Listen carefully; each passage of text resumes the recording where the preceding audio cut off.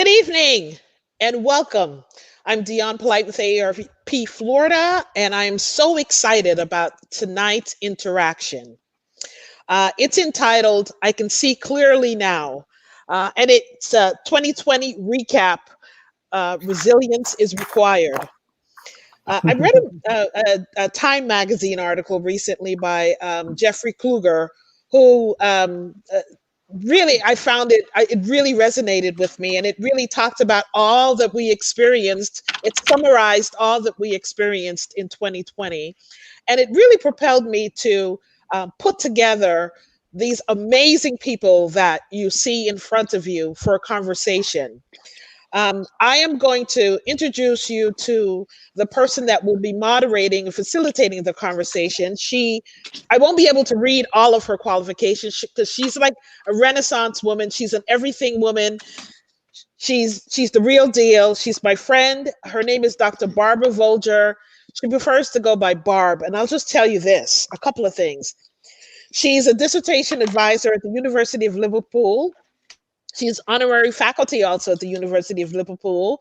She is an online faculty person, served some time as at the University of Roehampton in London, a committee member at the Chicago School of Professional Psychology, University of the Rockies, Walden University, Kaplan University, and on and on and on.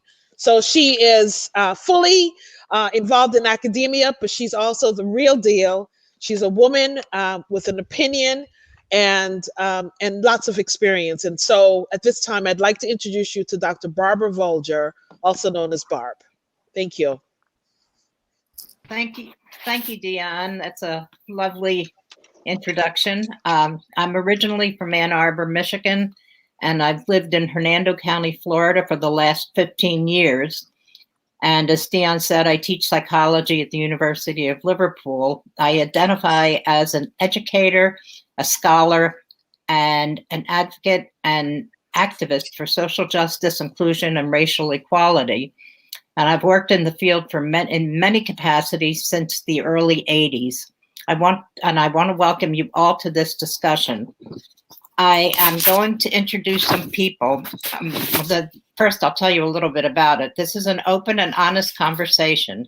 Each participant in this discussion will bring their own level of expertise and will join me in a discussion around those hard conversations that we may have engaged in as a result of the multitude of impactful and eventful occurrences of 2020. The webinar will also conduct a check-in of sorts for each of us and arm us with information, tools, tips, and resources to enable us to move forward as human beings. We have dealt with a worldwide pandemic, food insecurity, unemployment, and an election cycle like no other. It is undeniable. Racism is a public health crisis, and with all that's going on that 2020 delivered, there's a need to engage in this conversation. And I have these wonderful people here that will begin the conversation. I'm going to introduce you to each one of them, and they will say a little bit about themselves. Dr. Nee Quarterly-Corte, could you please say a little bit about yourself? Absolutely, and thank you so much for the warm invitation to be a part of this timely conversation. I'm Dr. Nee Quarterly-Corte, and I serve as AARP's Senior Advisor and National LGBTQ Liaison. Next week, I'll be taking on an interim assignment, working on our COVID vaccine education campaign with a focus on multicultural engagement. I identify and fully embrace consciousness as a Black queer activist. That's the lens that I bring to the work that I do. I identify as a policy advocate with, again, a consciousness around racial equity and LGBTQ inclusion. I'm also a scholar practitioner. I have a background in social entrepreneurship and organizational leadership. I've studied how how executive champions influence corporate activism on social justice issues, including but not limited to LGBTQ rights. And so, those are the perspectives that I hope to bring to this conversation, this community-centered conversation as we look back and look forward.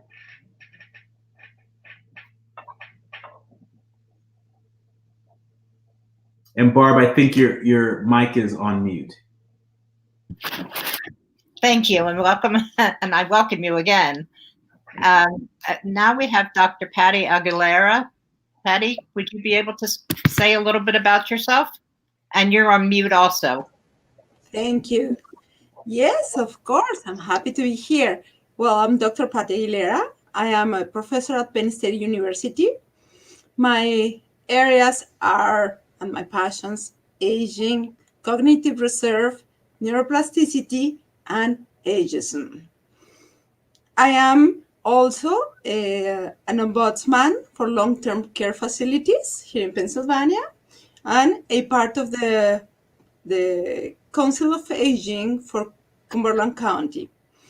I am very passionate about human rights, but especially I'm a strong advocate for older adults. Thank you, Patty. Dr. Patty. Next, we have Joanne Yo. Is that right? Or is it You? I'm sorry. Would you please introduce yourself? Sure. Thank you for this invitation. I love seeing my sister Dion. So here I am. Anything for her. My name is Joanne Yu, and I'm the executive director at the Asian American Federation in New York City. We are an umbrella leadership organization for all the social service organizations that serve the Asian community, which is about 16% of the population. And one of our areas of concentration happens to be seniors. I do a lot of work with the AARP. And I recently told my staff that I was going to have print everybody a T-shirt that says "You're on mute," and I identify as a total constant rabble rouser. Thank you, Joanne. Next, we have Andrés Castillo. Would you like to say a few words about yourself? I would love to. First of all, it's great to see all your beautiful faces. My name is Andrés Castillo. I'm the senior advisor for the MEGA region. Most of you don't know what the MEGA region is. AARP is divided into regions, and the MEGA is the largest. It's made up of the largest states in the country. My experience at AARP, I've been at AARP for 18 years. I've worked on consumer protection issues, financial security specifically. I've worked on the ACA rollout. And currently, as I said, I'm the senior advisor of the MEGA region, supporting the operations and management of those states and the work that they do on behalf of our members and the public 50 and over. So again, I'm happy to be here with all of you and talk about some very challenging times and topics. So get ready to get started. Thank you very much, Andres. Next, we have Simeon Lyons. Could you please say a little about yourself and what you'll be speaking about?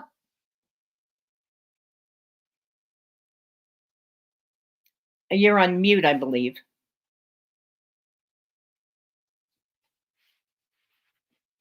Did we lose Simeon? I think he'll jump back on. You can go on to somebody else and we'll get back. And Donna Ginn. Donna, would you like to say a little bit about yourself and what you'll be speaking about? You're on mute, Donna.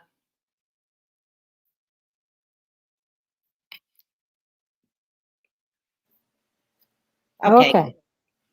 Good. I'm Donna Ginn. I am the AARP Volunteer State President for Florida. I'm an Ohioan by birth, and I'm an organizational development consultant with a long history in corporate doing diversity and inclusion as a change project or initiative, whatever we would like to call it. And I describe myself, quite frankly, as a warrior for justice, peace, and abiding love. And that is what we've been called to do, and certainly I've been called to do this year through this unbelievable, and I have to say horrific time, because I'm getting input not just from around the US, but from South America, and it's really bad with COVID. Yes, so, it is. And we are quite fortunate. Thank you, Donna. Simeon, are you able to say a little bit about yourself now?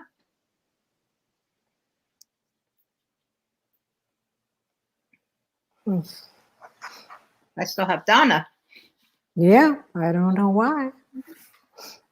Okay. I'm happy to keep talking. Well, we have Dave Bruns. Bob, thank you so much. My name is Dave Bruns. I'm from North Florida. I've been a journalist, public relations practitioner. I was communication manager for ARP Florida for about 15 years. Very recently retired, about 2.5 weeks into my retirement now. Like Donna, I am very, very concerned about the impact of COVID-19 on our population here in North Florida. And one of the things I think I would like us to focus on tonight is how we can address some of the inequities and the tragic history that we have in the state of Florida, and how the pandemic has laid bare these issues that we have been unable to come to grips with. And now we're paying the price, a very heavy price. And any solutions that could help us address that, I think, would be absolutely critical. Thank you so much. Thank you very much, Dave. Can we get Simeon yet, Patty? He's on. Yeah. So go ahead, Simeon, intro. Simeon Lyons, would you like to tell a little bit about yourself? We lost him again. Well, I'll jump in and say I know a little bit about him. He is an attorney, a defense attorney here in South Florida, also an activist, much involved with the community and bringing a voice of the younger generation to conversations. And so look forward to us working out the little glitch and having him contribute. But thank you so much, Barb. Go right ahead. Okay. We're going to kick off the conversation, and we're going to hear a little bit from Simeon, hopefully, Andres, Donna, and Dave on racism. Andres, what's your take on this? Can you talk a little bit about what you'd like to say on racism? Sure. I didn't know I was going to go first, but I'll take this on. Well, first, let me start by saying that, this is going to be a brief conversation, right? We got about an hour to talk about some of those difficult, challenging topics and the most difficult, challenging times that we've seen in our lifetime. So having said that, we're only going to scratch the surface, but that's what we got to do. We got to scratch and claw and keep developing as personally and as a society to tackle these issues. So I'm really happy to be having this conversation with all of you. And I love the way that Dion titled this conversation. I can see clearly now, because I feel like 2020, speaking personally, I think it opened my eyes even wider to some of the societal problems. And just to give you some context of, I introduced myself, but I was born in Colombia. I came here when I was 9 years old. I had a great education here. I was an honor roll student, but throughout my life, it's become evident that the history of this country was never actually taught to me. And last year sort of challenged me to learn more about why we are in the place we are, and that's understanding our history. And Dave mentioned history, and I think that's critically important to understanding where we are and to see clearly now, right? As far as a courageous conversation, and I'm going to sort of frame my brief comments in two ways, sort of my work life and my personal life. So let me start with my work life first. And I'm blessed to work for AARP, a social mission organization that tackles some of the toughest issues. But racism is something that, frankly, is sorry, I got to get some water. That's kind of tough. It's unlike, it's like many organizations. But what we decided to do this year is have those courageous conversations. And it started from our CEO talking to the entire staff. But we've been having those conversations at the state level and at the regional level. And those were very difficult conversations. And the reason I'm sharing this with you is because I think whoever's listening to this conversation, that is the first step, having a conversation, right? Either with friends, family, or at work. And at work, we were having these tough conversations. And to be honest with you, the first initial conversations were just very triggering.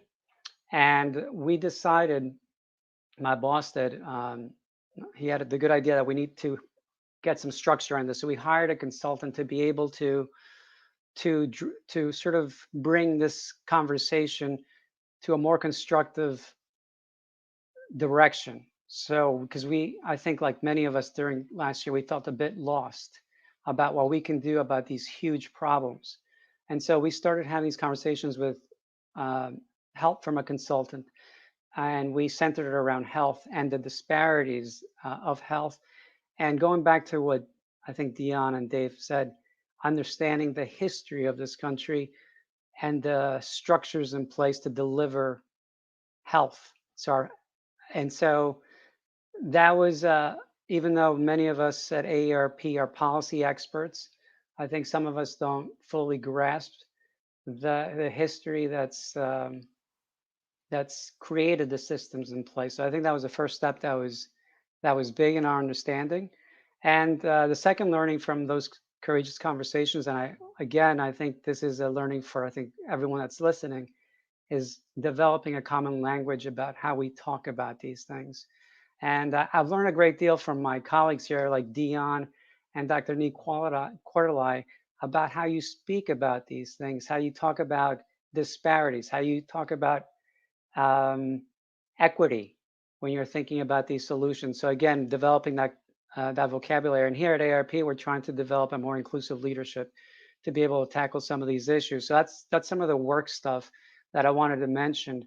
And just very quickly, the personal side of this, because I think this is a journey for all of us, is like I said, I wasn't born in this country. I didn't have all the sort of education that comes with that, but I was lucky enough that someone at AARP, just to share a very quick story, my boss was Kelly Coates Carter, and she is the sister of Ta-Nehisi Coates.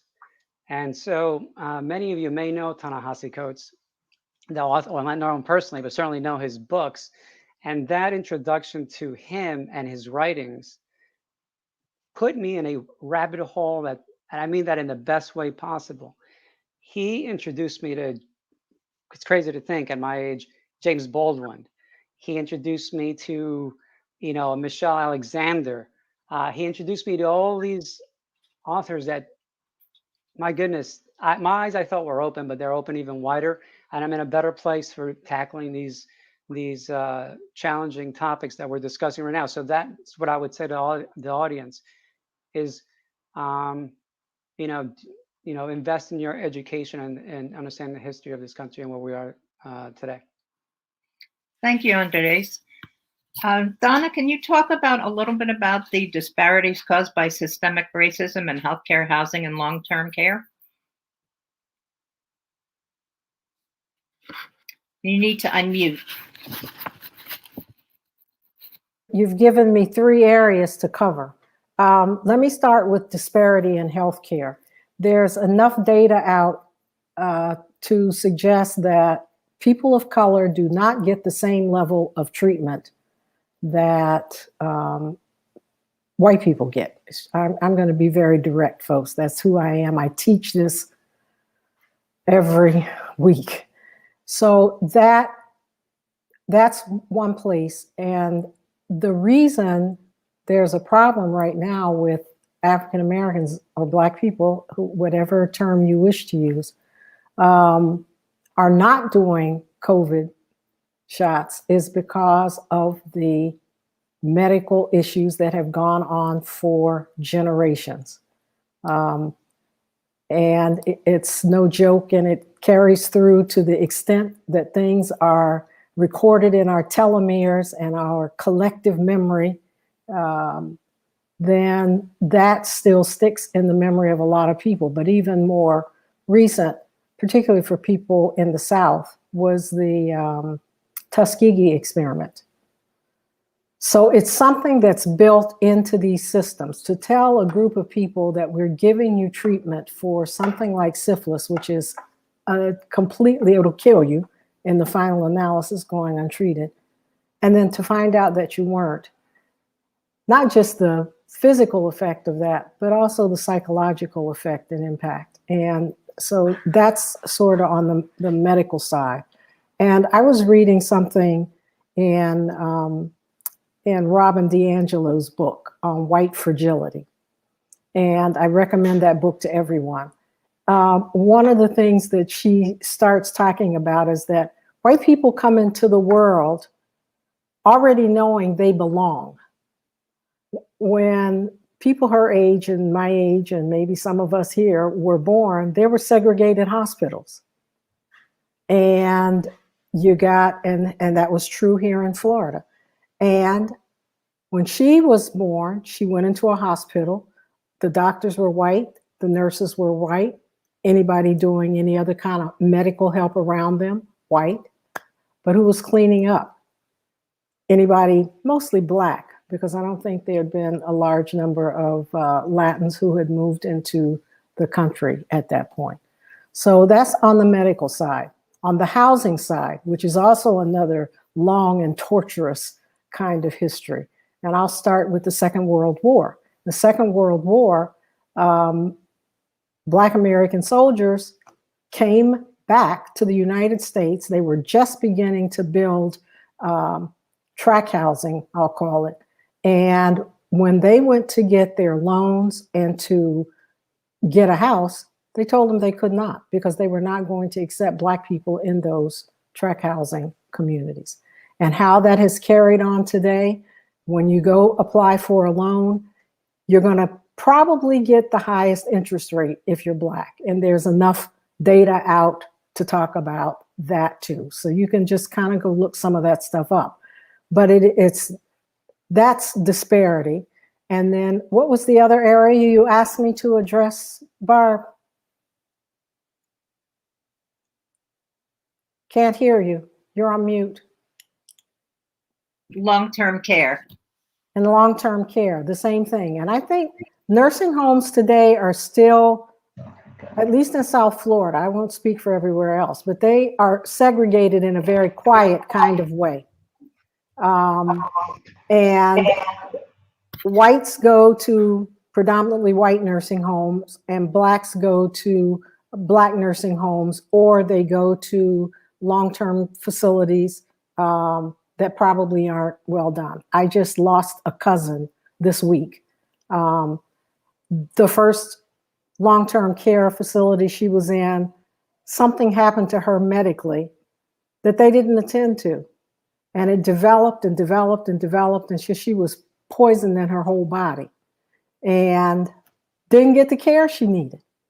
But it wasn't a great place because she didn't have the best insurance, because she was one of those underpaid workers from a long time ago. So those are all of our systems that have been in place for years. And I'll speak more about when we talk about how we go forward, what I think we can do about some of this, because I think there's a core issue we have to address. Thank you. Thank you, Donna. Dave, could you talk a little bit about addressing racism and how it requires activism? Barb, thank you so much. I think Donna set this up so well, and I think this is one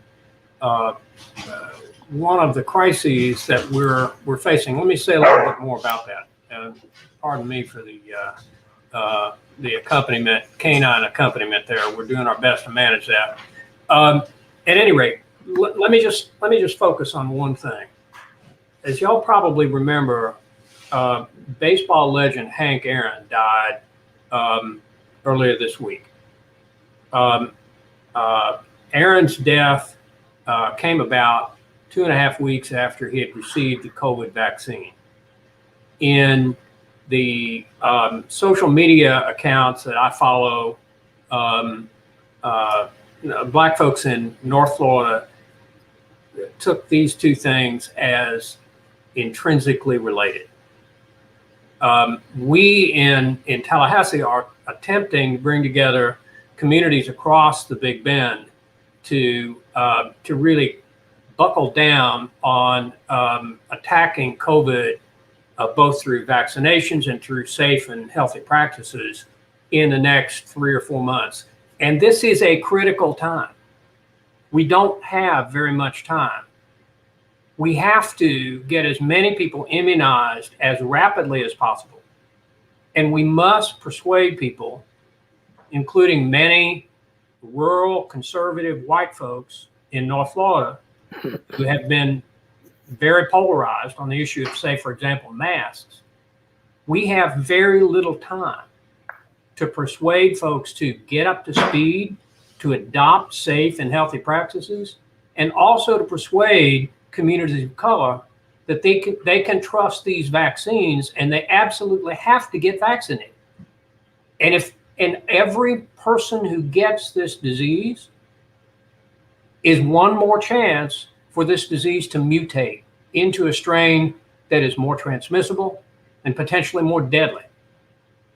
We are in a race, and we are running that race heavily burdened with this history that drags us down.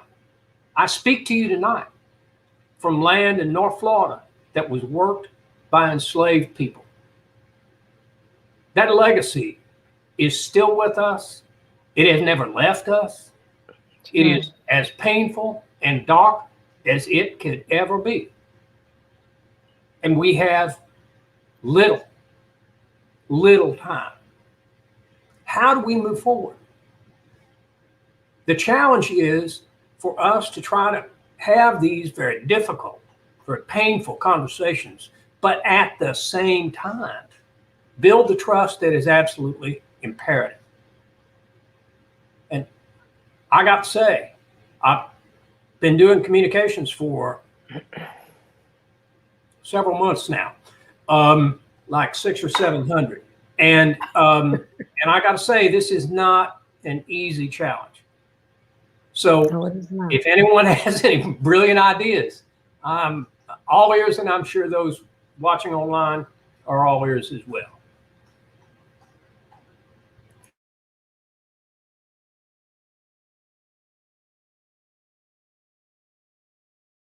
You're on mute, Barb. Okay. and Simeon is back. Simeon, you're back. Could you talk to us a little bit about systemic racism and its effect on everything in America? Yes. Yeah. Well, first, I want to apologize for my technical difficulties. You get to my age of 26, technology is a little hard for all of us. But I'm Simeon Lyons. Quick introduction. I'm a public defender, so I'm an attorney, criminal defense attorney for the indigent here in Palm Beach County, Florida.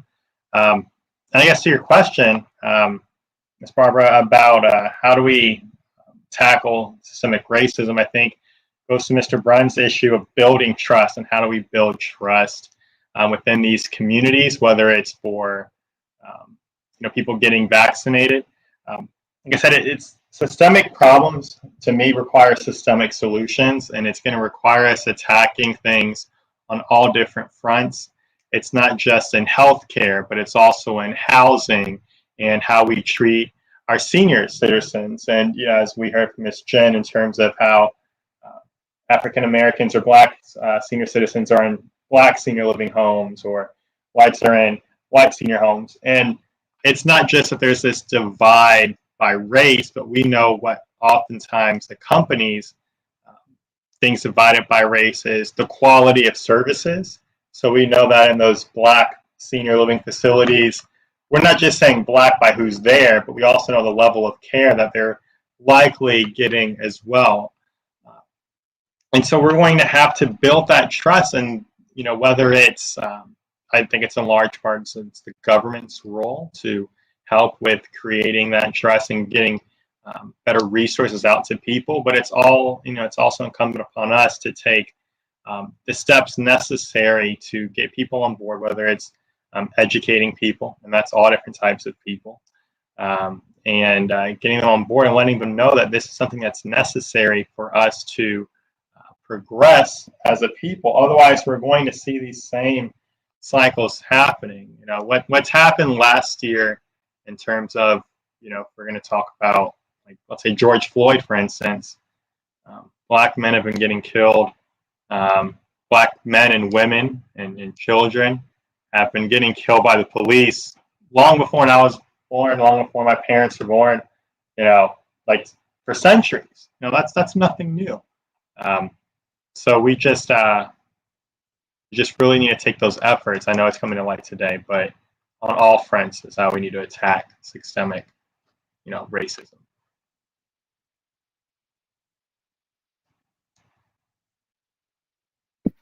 Thank you, Simeon.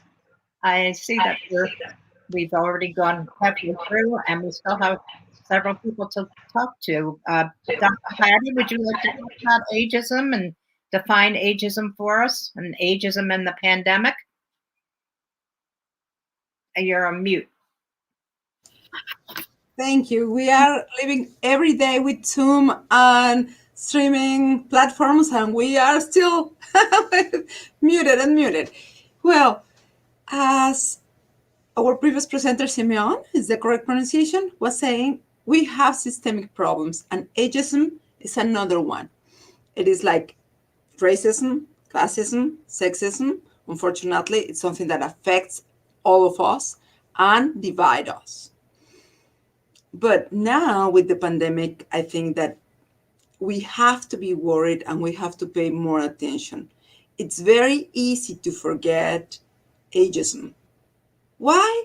Because seniors are amazing, they are very kind, and we don't think about the microaggressions that we can have in daily life.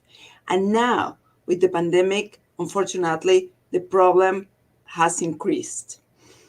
People don't want to work with seniors, and that's part of ageism.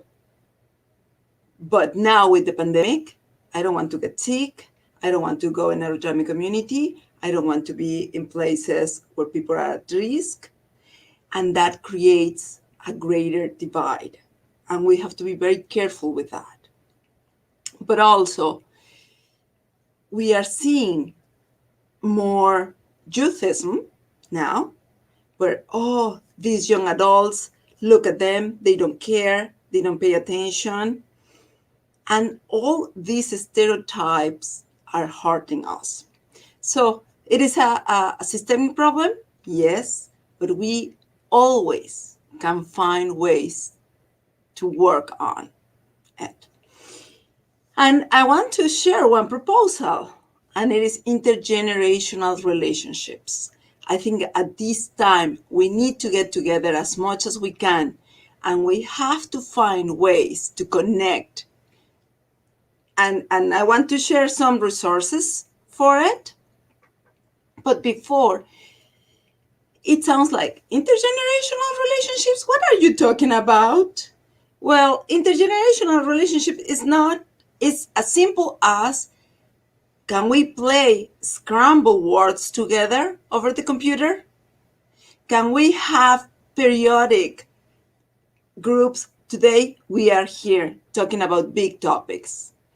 But if we try to get together every week with some people that are different from me, we can start building these bridges that I think that are so important to stop ageism. Are we going to completely stop it? Definitely not immediately.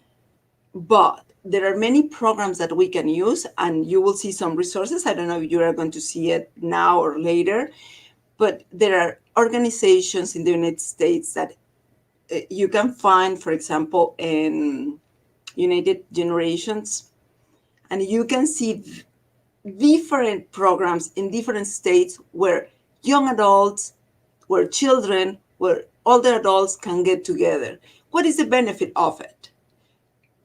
the big problem with all the isms is that we accept the stereotypes and we don't know people. We don't get together and know each other. But if we try to listen, as you were saying, I think that we can have better resources. I see that I have a question for me. So what I'm going to do is I finish this, then probably someone else can talk, and then I'll go back to the question so I don't read it while I'm talking to you. Another solution that I am suggesting for all of us is get together as organizations. Right now, I'm seeing amazing people, and you don't know, but we get together last week and we had a great conversation too. And we together are trying to move things.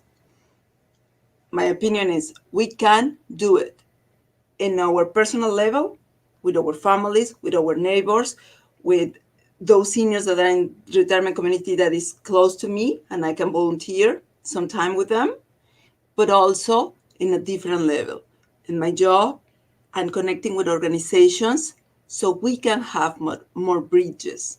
I think that it is crucial to build bridges between generations so we can stop this ageist society. We don't have a lot of time. As Donna said, we can talk and talk and talk because we love these topics. But I would like to continue with someone else and come back once I see the question. Is that okay with you, Barb? Yes, that's fine. Thank you, Patty. Where do we go from here? Building towards a brighter future in mental health. Dr. Nicordoli, could you talk about the importance of developing community solutions with a consciousness around racial equality and LGBTQ inclusion? Absolutely, and thank you, Barb.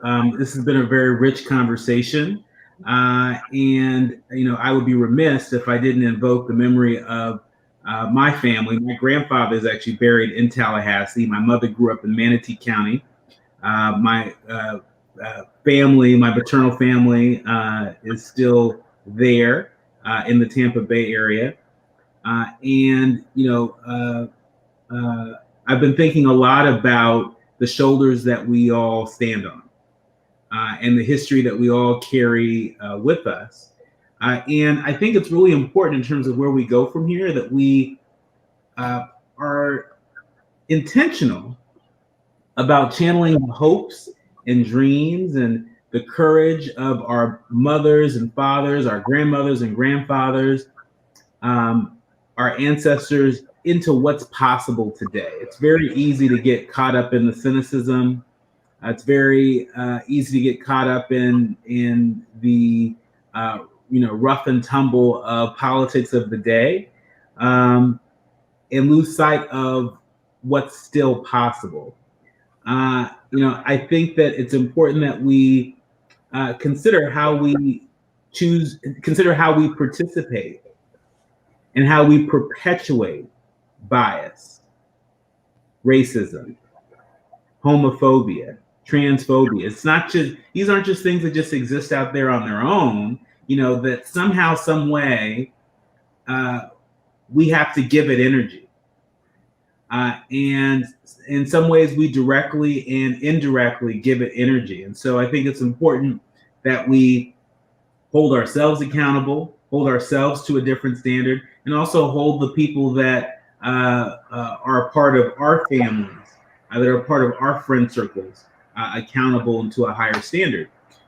It's been mentioned, a book that's on my bookshelf and that I also recommend, White Fragility.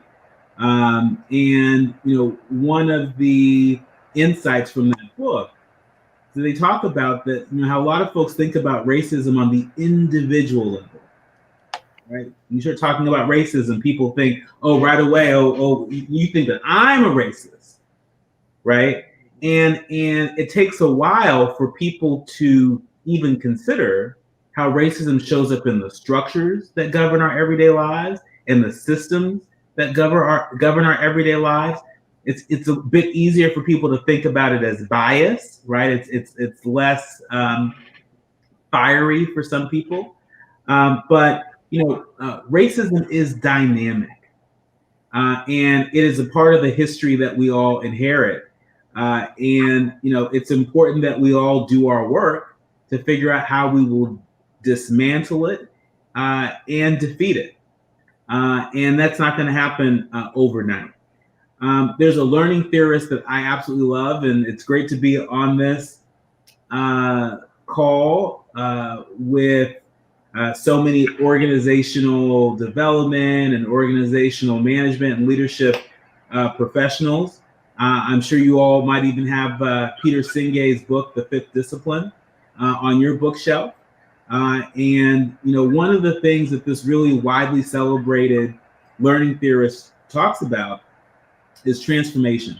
And he says that transformation happens when we're willing to begin to re-examine some of our underlying assumptions. I'll say that again. Transformation happens when we're willing to begin to re-examine some of our underlying assumptions. I would add to that we do that. We re-examine our underlying assumptions by doing our work. That means that, we must read, we must stream, vote, march, protest, re-examine the policies that govern our everyday lives, from the federal government to our homeowners association. And we've got to reimagine as the world as it could be. The last point that I'll make, and it's been mentioned, the role that data plays and how traditionally marginalized groups may or may not show up in data. It could be a simple survey. It could be more than that. But I always like to say, no data, no justice. No data, no justice. And so for the folks that are listening to this, if you walk away with just one thing, right?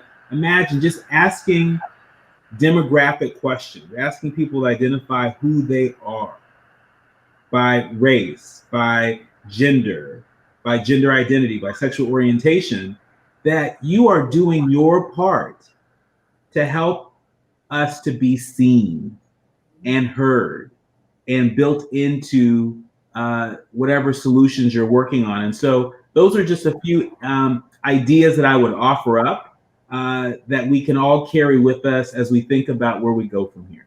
Back to you, Barb. Thank you very much, Dr. Nicordelai. Joanne, could you talk a little bit about mental health and the importance of mental health and the disparities? Sure. I wanted to take this opportunity to maybe talk about, add to the conversation about racism, right? Because I think the one thing that, we saw was the racism towards Asian Americans this year. I mean, my goodness, let's, every time we heard China virus and, Wuhan virus, my stomach just, got tied up in knots because I knew something was going to happen. And, I live in New York City and, we are supposedly this, the great, I don't think we say melting pot. I think it's like salad bowl now, right?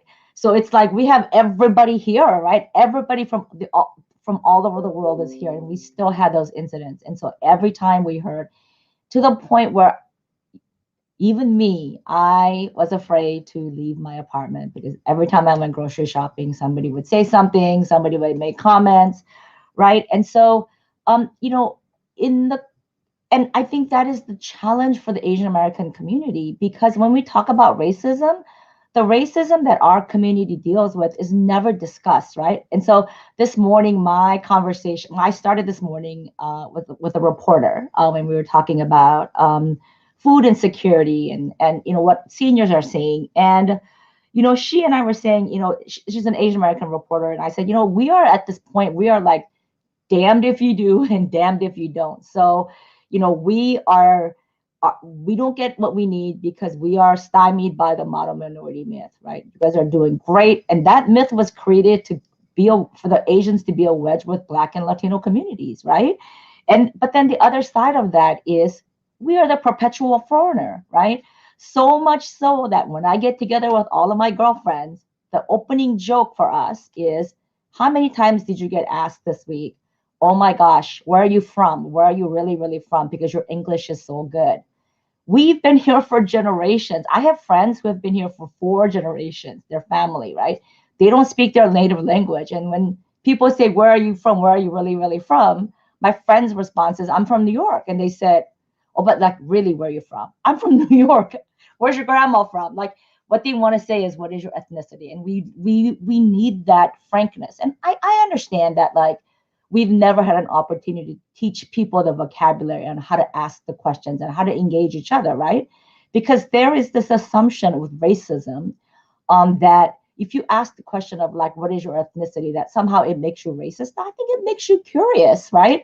And so I think it's how you ask. I think it's who asks, right? I am very sensitive to those kinds of questions. And I really appreciated what Dr. Nikordelai said, because I felt like after this call, he and I are going to be best friends, because everything I wanted to say, he's saying it.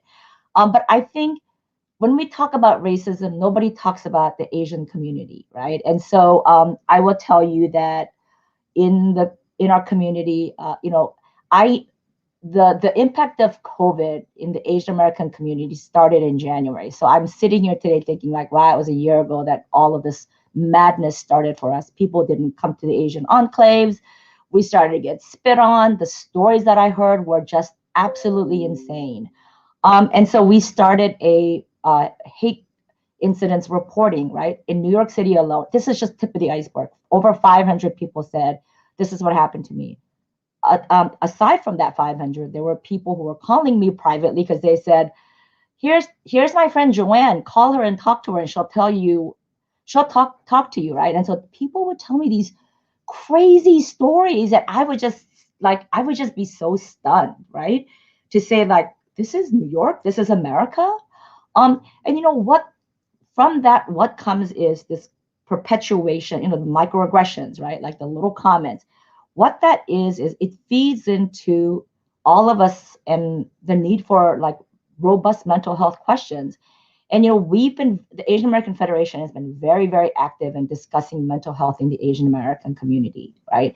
And because it's a huge problem. 40% of Asian seniors reported experiencing depression, and Asian American women in the country have the highest rate of suicide, right? And the stories that we hear are so tragic, like, a senior couple, they don't have children and the wife is really, really sick. And, like a tragedy that I heard was like, and the husband couldn't figure out how to take care of her.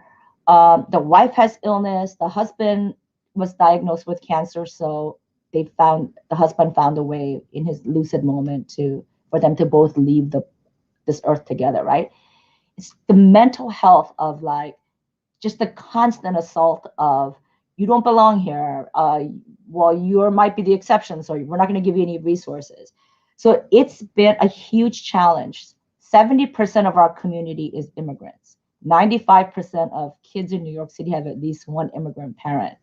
The fact that these adults give everything up and leave their homelands to come and adjust to a new life, that's got to count for something. And so, one of the solutions, and, I appreciate, the vaccine conversation, Dave. Obviously that's really critical, and that's the conversation we need to be having. I sit on the, Governor Cuomo's vaccine diversity advisory. I sit on the mayor's advisory, and we're talking about how do we get vaccine to people. And in all of this, my target, I feel like, okay, people my age, people younger, they're going to figure it out. But my target is the 95-year-old grandmother, right? She doesn't speak English. She lives alone. She doesn't live near a nonprofit organization where she can go get help.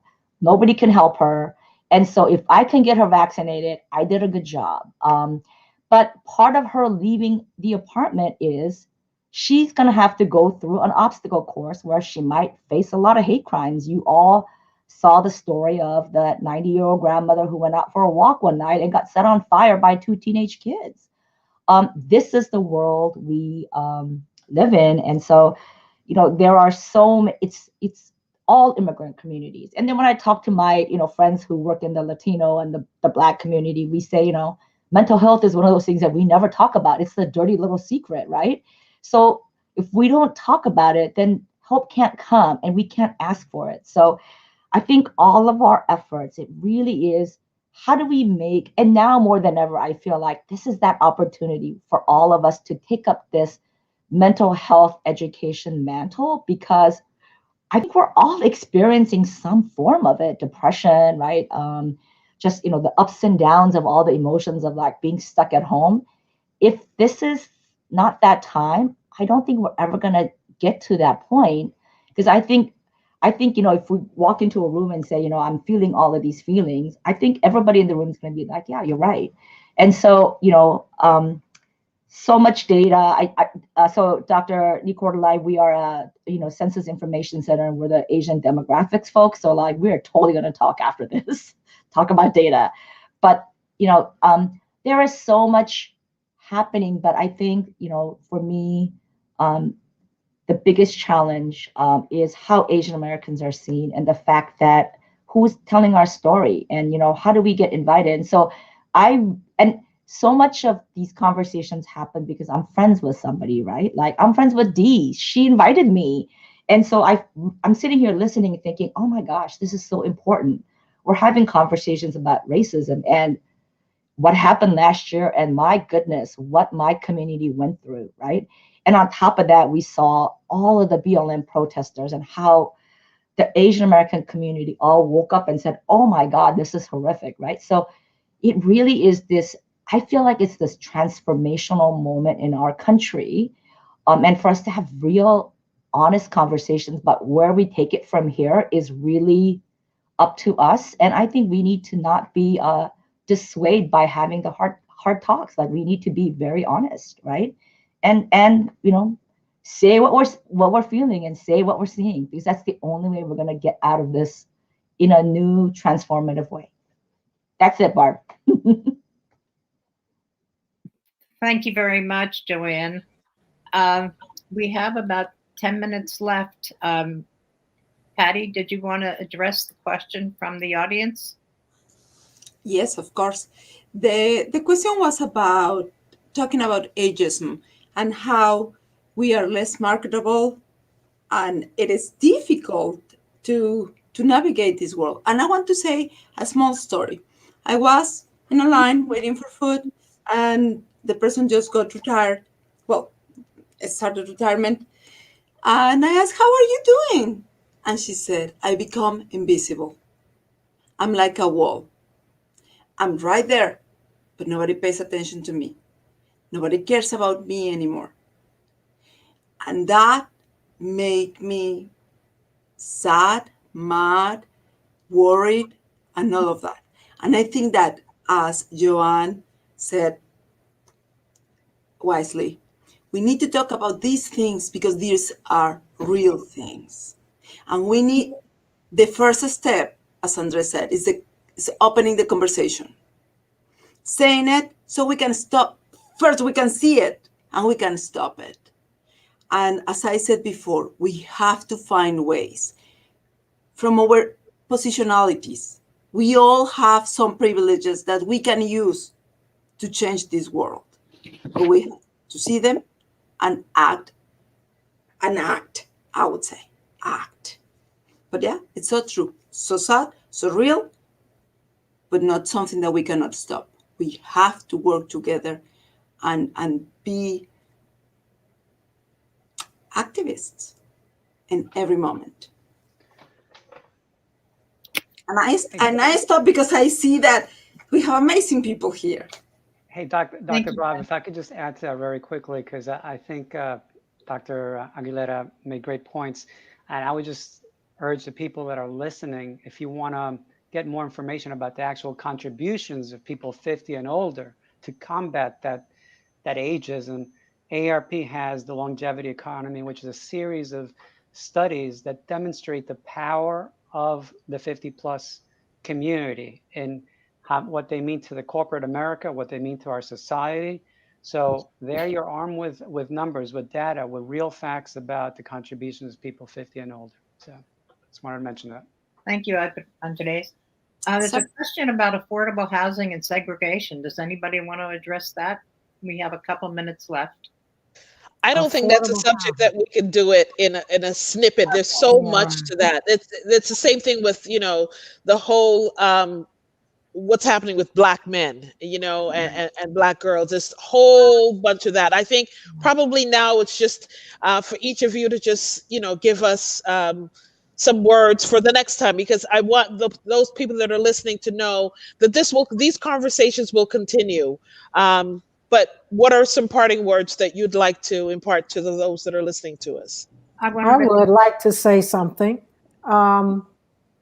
And it's more to do with where do we go from here? And it's a combination of what everyone has said. We need to work on the individual level. We need to work within our families. We need to work within organizations, profit and nonprofit, and first have the conversation. And people need to read. Joanne, one of the things that I do in my diversity labs is I talk about not Chinese in particular, but I do talk about the major cases for the Japanese and the man who killed himself. I'm sure you might be familiar with that. When he was trying to become an American, which was horrible. And he killed himself. He did everything he could to be classified as white and be American. And they just said, no, you're not. You'll never be. I think we need to do a lot of work in the K through 12 area. We really need to be teaching kids the real history of America. It makes no sense that it has been sanitized at the level that it has been. And of course, being much more inclusive. In our churches, I've been facilitating conversations in my church. We're calling them sacred conversations about race. And I'm here in South Florida. So, this is and I'm in a church that is predominantly white. So having that conversation, we've got a little bit of traction, but we'll get more as time goes on. But you have to be willing to have the conversation. In organizations, we're having conversations. We're beginning to look more closely at all of the HR processes to drive out any bias that we can. But the truth of the matter, leadership sets the tone and the pace. And if they aren't setting the tone and the pace around being more equitable and inclusive, it's just not going to happen. It's just that simple. My biggest concern, and I'll shut up, is that we will not take advantage of this opportunity to get the depth of traction that we need to keep it going, because we've had fits and starts around this truly since the end of the Civil War. We go up 2 and we go back 3. And it's just has to stop now. And who stops it? We do. Thank you. There was something that I saw that I think is a must-see for everyone is Driving While Black, PBS special. Oh, yeah. An absolute must-see for everyone. Dr. Nkorda, you wanted to say something? Sure. I'll just say something in 30 seconds. One takeaway I would offer to the folks who are streaming this right now, there's one thing that we can all do is we can organize. We need to get organized. These conversations, are a great next step. Oftentimes they're a great initial step, but we need to get organized. And, the AARP Florida State Office is one organization that is doing work that's laser focused on older adults, where folks can volunteer and get organized around, issues that are moving through your legislature, issues that are important to communities across Florida. I'm sure there are other organizations that folks represent here that people can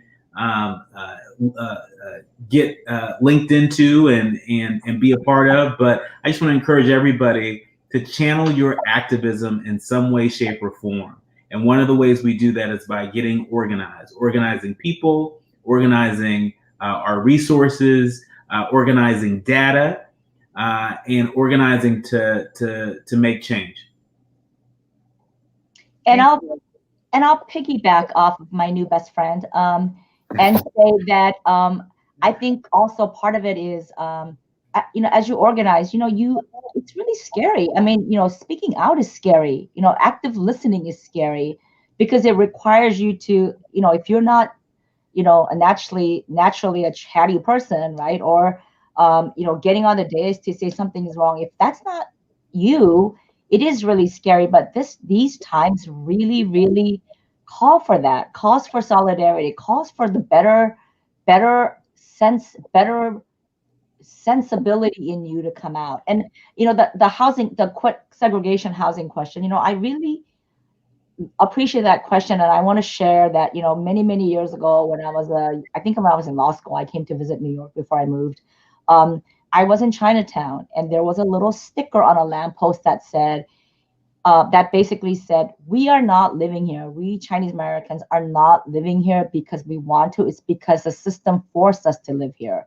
And I realized so much of segregation, there's all of these enclaves that happen, right? Racial enclaves, ethnic enclaves, that started because those were the only places we were allowed to be. And so, even in places like New York City, like all the race and ethnic enclaves, it's because that's where we were allowed to be. And so, there's so much conversation to be. And I know that the rush right now for everybody is, I want to get the vaccine. I want to get out into the community. I want to live my life again. I want to go back to the normal, right? And I've been telling everybody, well, the normal never worked for people who look like us. So maybe we need to start to think about I don't want the normal. I want to upend that normal and figure out how do we build something that's better and that's more inclusive. So. Thank you all. Simeon, you wanted to say something quickly? You're on mute, though. I tell you when you get to my age, like technology still, still a little tricky for us 26-year-olds. So just three things. I feel like we shouldn't be optimists. We really want to make change. We actually have to believe that we can make the change that we're seeking. And that comes with, I'm an internal optimist, but you have to believe it to achieve it. If we're going to, make a quick little rhyme about it. Like you said, Dr. Nicordo, we have to organize, we have to cooperate and come together if we're actually going to achieve these goals. And that can happen in multiple ways. But I think the one thing that, on top of that, besides believing it and organizing, is that we have to be consistent. And we have to continue to want to seek the change. And it's not just, like Mr. Chen said, we get 2 steps because we get excited that we got a little change and then we stop. We have to be that unyielding. We have to be consistent. My mom always talks to me constantly, like, what are you consistent about? Okay, if you go to the gym, you don't go to the gym until you gain you can push 5 more pounds. You're like, oh man, I'm stronger now. But if you stop, you're going to lose that. It'll atrophy away. But if you're consistent going to the gym, if you're consistent about organizing and making those changes in whatever field it may be, then real change will occur. Because the impacts we're seeing, the problems we see in this world, those are consistent problems we see every day. They don't stop because it's Thursday. They don't stop because it's the weekend. They're consistently happening. So we have to consistently attack them together to create that change. Thank you guys again for having me. Thank you. And I'd like to thank all of you for joining us today, and to our speakers for bringing their own level of expertise, all coming from various walks of life, occupations, and locations. We plan to continue this series, so stay tuned for upcoming webinars and drop comments below if there are any specific topics that you'd like to hear about. Thank you, AARP Florida, for hosting us tonight. All. Thank you so much. Be well, stay safe. Till the next time. Thank you, Dee.